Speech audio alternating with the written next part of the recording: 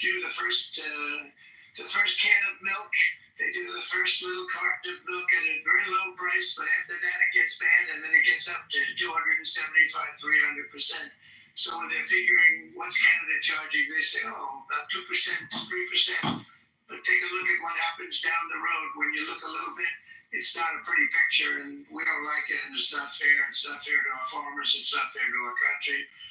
And with countries like Canada, we subsidize a lot of countries and keep them going and keep them in business. In the case of Mexico, it's $300 billion a year. In the case of Canada, it's close to $200 billion a year.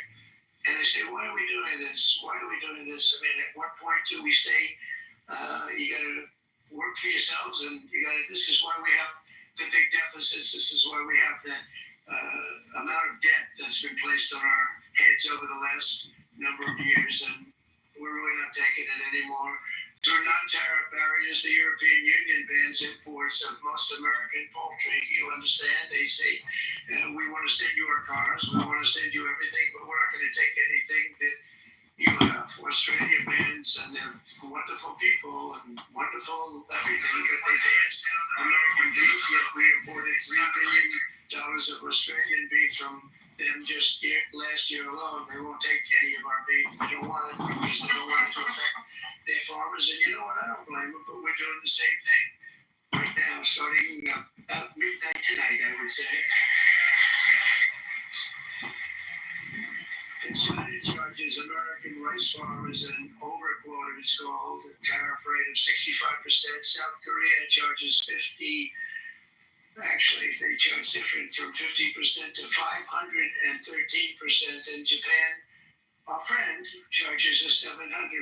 But that's because they don't want us selling rice and other things. Who can blame them, Madam Secretary? Agriculture, great job you did on eggs. That's outrageous. We got them down 50%. Once we got involved, they were going through the sky. The egg prices, they were going through the sky, and you did a fantastic job. Now we have lots of eggs, and they're much cheaper, down about 59% now, and they're going down further. We charge 2.8% for so many things that other countries are charging 200%, 300%, and 400% for. If imposing tariffs and protective barriers made nations poor, then every country on earth would be racing to eliminate these policies, and China would be the first on line. They run a very strong country, but they're not first in line, and the American people are paying a very big price. From 1789 to 1913, we were a tariff-backed nation, and the United States was proportionately the wealthiest it has ever been. So wealthy, in fact, that in the 1880s, they established a commission to decide what they were going to do with the vast sums of money they were collecting. We were collecting so much money so fast, we didn't know what to do with it. Isn't that a nice problem to have? What do you think, Marco? Good problem? Marco would love that problem. But we don't have that problem anymore, but we're not going to have it very much longer, I will tell you. But they collected so much money, they actually formed a commission to determine what they were going to do with the money, who they were going to get to, and how much.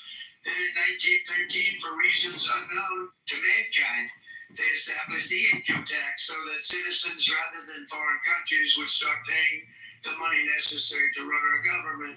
Then in 1929, it all came to a very abrupt end with the Great Depression, and it would have never happened if they had stayed with the tariff policy. It would have been a much different story. They tried to bring back tariffs to save our country, but it was gone. It was gone. It was too late. Nothing could have been done. It took years and years to get out of that depression, far longer than even FDR had that office right over there for a long period of time. The ramp system that's rather intricate was built because of him, and every time you walk up, you think of him, and he did a great job in many ways, but it lasted long beyond his terms, as you know. But it's not too late any longer, and we're going to start being smart, and we're going to start being very wealthy again. We're going to be wealthy as a country because they've taken so much of our wealth away from us. We're not going to let that happen. We truly can be very wealthy. We can be so much wealthier than any country. It's not even believable, but we're getting smart. Nearly a century later in the